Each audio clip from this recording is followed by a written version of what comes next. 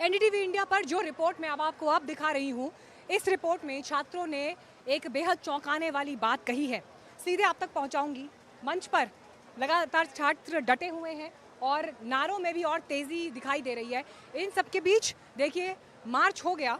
उस मार्च के बीच भी अभी दो प्रमुख मांगे छात्रों की पूरी नहीं हुई हैं, जिसमें से सीजीएल को रद्द करना, सीजीएल एग्जाम को, और सीबीआई की जांच।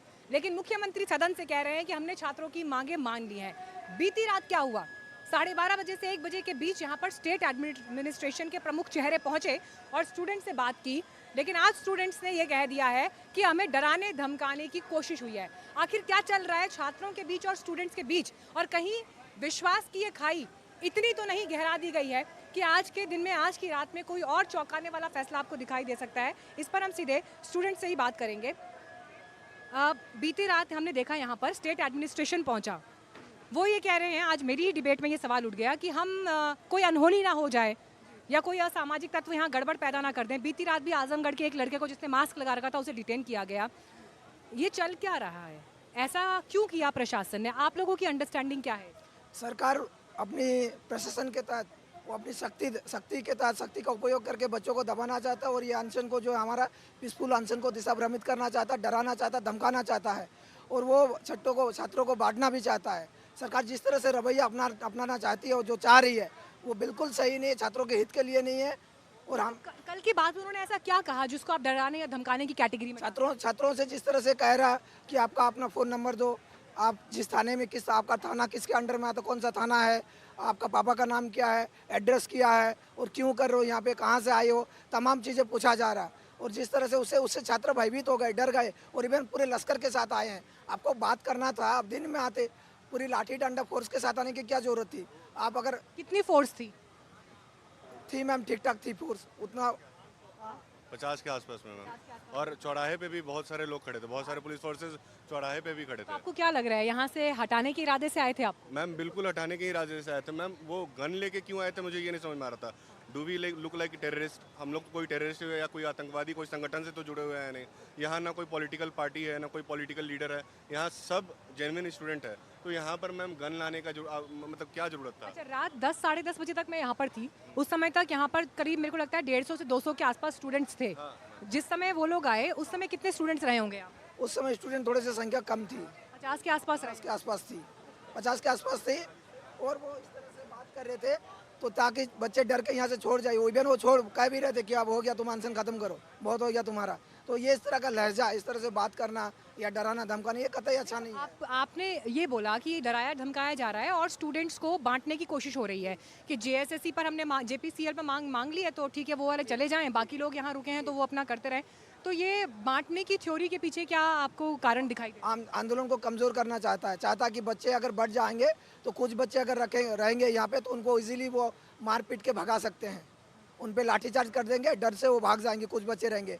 वो अपना चाहे जितने लश्कर लेके आए सरकार, जो भी हाथकंडा अपनाना चाहे आजमा ले, हम लोग यहीं पे रहेंगे अड़ी के। हम जब तक हमारी मांग नहीं मानी जाएगी तब तक हम लोग कहीं नहीं जाएंगे। आप क्या कह रहे हैं? Ma'am they were walking like means पूरे एग्रेसिव मूड में थे।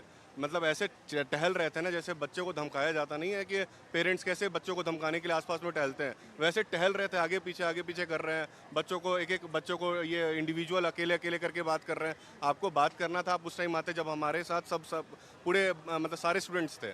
जब स्टूडेंट्स कम हो गए, जब वो भी 1:30 बजे एग्जैक्ट 1:22 पे वो लगाए थे जब हम लोग सो रहे थे, तब वो उस समय देखे कि यहाँ पर अभी तादाद कम है, अभी ये लोग थके हुए हैं, हारे हुए हैं उस टाइम में, जबकि थोड़ी देर पहले उनको अभी हम लोग गुलाब देके आए थे। एक बात और बताइए, एक बार ये भी आप लोगों के बीच से खबर निकल कर आ रही थी कि पावर कट हुआ, रात में लाइट कटी गई, ऐसा हुआ है क्या? पावर काट दिया गया था, पावर काट दिया गया था हम लोग का जी। कितनी देर मतलब ये power cut normal power cut था या कैसा? पता नहीं, ये तो पता नहीं। कोई तो कह रहे कि वायर काट दिया गया था या जानबूझ के ऐसा किया गया था। जिस तरह से लाठीचार्ज से पहले पावर काटा था उसी तरह से यहाँ पे भी किया गया था। फिर वो कितनी देर में रिस्टोर हुआ पावर? ये लगभग घंटा भर रहा था ना, आधा घंटा। 1 घंटे तक अंधेरा था और उसी समय पर यहाँ पर सब लोग? बिल्कुल बिल्कुल उसी समय आए थे। प्रशासन के अधिकारी भी उसी अंधेरे में ही आए थे वो लोग, और अंधेरे में ही उसी तरह से बात करे सारे छात्रों के साथ, सारे स्टूडेंट के साथ। उसी समय वो जो भी उनका करना था, वो जैसे अंधेरे में जैसे वहाँ पे लाठी मारा, ठीक उसी तरह अंधेरे के आड़ में हमसे अभी भी उसी तरह से पेश आ रही है यहाँ पे भी। आपको क्या लग रहा है? देखिए, आते हैं प्रशासन लोग बोल रहे थे, बाद में आने के बाद स्टूडेंट लोग को खूब डराते हैं, धमकाते हैं, फिर बाद में मीडिया वाला के सामने सफाई देते कि हम लोग तो आए थे अनशन में, जो बैठे उसको बोल रहे थे कि अनशन तोड़ दीजिए, हम लोग सरकार बात मान ली है कह के बोलते हैं। अगर ऐसी बात रहती है तो जब दिन में जब 7 बजे 8 बजे तक सारे स्टूडेंट इतना भीड़ रहते, पूरा स्टेडियम में भरा हुआ रहता है, उस समय प्रशासन क्यों नहीं आती है? जैसे अभी इस वक्त क्यों नहीं आ रहे हैं जिस समय हम ये बिल्कुल जाहिर सी बात है, अब हम लोग का नजदीक घर है तो हम लोग जाएंगे, अब लड़की है हम लोग तो रुकेंगे, इतना सारे सबको ही रहते हैं। अभी थोड़ा कम है, शाम में आके देखिएगा आप 6 से 7 बजे के बीच ये स्टेडियम कितना भरा हुआ रहता है, यहाँ से वहाँ पर जाते हैं उस समय कितना भरा, उस समय क्यों नहीं आती है प्रशासन? अच्छा, एक बात मुझे और बताइए, जिस दिन लाठीचार्ज हुआ उसके बाद जो फीमेल स्टूडेंट्स थी जिनके ऊपर लाठियां पड़ी, उसके बाद बहुत सारी लड़कियां अपने घर चली गई हैं और मुझे ये सुनने में आ रहा है कि फीमेल स्टूडेंट डर गई हैं, उनके बीच में भी एक डर का माहौल था कि हमारे साथ क्या परिस्थिति होगी, तो इसलिए हम अब वहाँ आंदोलन स्थल पर नहीं जाएंगे। जिस तरह से उनके साथ बर्बरता से पेश आए सरकार, उससे फैमिली वाले भी डरे हुए हैं, माँ बाप जो हमारे गार्जियन है, जो हमारे अभिभावक वगैरह घर में है, सब डरे हुए हैं कि तुम्हारी मांग तो नहीं रही है सरकार। आपको क्या घर से ये बोल रहे हैं कि वापस आ जाओ, मत बैठो अब? वापस आने के लिए नहीं करे तुम्हारे साथ हैं, हक के लिए लड़ो, लेकिन देखो ख्याल रखो ज़्यादा चोट वोट सर। आप कुछ कहना चाहेंगे? मैम, जिस तरह से ये धमकाया जा रहा है ये तो बिल्कुल भी सही नहीं है ना, और वो भी आधी रात को जब हम लोग सो रहे होते हैं, तब इस तरह से किया जाना बहुत ही गलत बात है। और इस तरह से करने का क्या मतलब है? मतलब आप डर रहे हैं या हमें डराने की कोशिश कर रहे हैं, ये क्लियर क्यों नहीं कर रहे हैं आप हमें डराना चाह रहे हैं या फिर आप डर रहे हैं इसलिए हम लोगों को डरा रहे हैं? आप बताइए, कुछ कह रहे थे? मैम, ये सीजेपी प्रोटेस्ट तो है नहीं कि यहाँ पर मतलब कोई ऐसा असामाजिक तत्व रहेगा।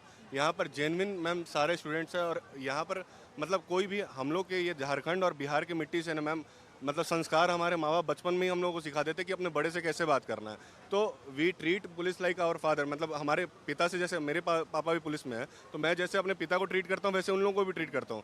ना हम किसी कभी गलत टोन का यूज़ किए उनके लिए, ना कभी हम लोगों ने कभी उन पे आपके पापा भी पुलिस में ही हैं? जी। और आप यहाँ आंदोलन पर आए हुए हैं? जी जी।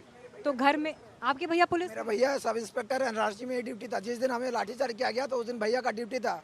भैया देखिए, ये बड़ी मतलब मैं क्या कहूँ, ये विडंबना ही कही जाएगी कि जिस दिन प्रोटेस्ट मार्च हुआ उस दिन, आपका नाम क्या है? वनमाली प्रमाण। हाँ, तो बनमाली देखिए, ये बैठे थे प्रोटेस्ट पर, आंदोलन में भी मार्च में भी गए थे और इनके भाई उस दिन ड्यूटी पर थे। हाँ, सब इंस्पेक्टर है भैया, भैया का रांची में ड्यूटी है। दोनों भाई अगर आमने सामने आ जाते तो फिर क्या होता? क्या करते हैं अब पता नहीं उस समय क्या होता। हम तो अपने अधिकार के लिए मांग करें ना मैम। भाई सामने आए आपके उस साइड? नहीं थे, भैया का दूसरा आमना सामना नहीं हुआ, दूसरा साइड में ड्यूटी था भैया का।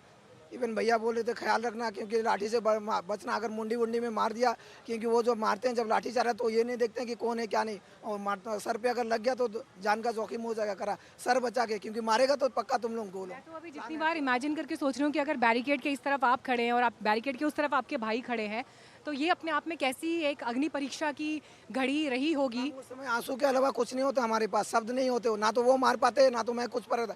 उस समय बस आंसू होते हमारे पास, हम सर कुछ कहने लायक नहीं होते उस समय, क्योंकि कैसे वो लाठी मारते अपने भाई को।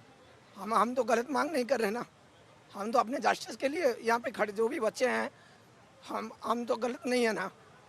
अगर भाई वहाँ पे डंडा लेके खड़े होगा, उनको करना पड़ेगा, मारना पड़ेगा अगर आधे से तो। और हम नहीं हटेंगे, क्योंकि हम भी हारेंगे, क्योंकि हम गलत नहीं है, हम गलत बिल्कुल नहीं है, हमारा राइट है ये। हमारा 35 साल पार हो गया, हम 35 साल में मात्र 3 JPSC मेंस लिख पाए। किसका गलती है? एज खत्म हो जा रही, किसका गलती है? ये मेरा गलती है क्या?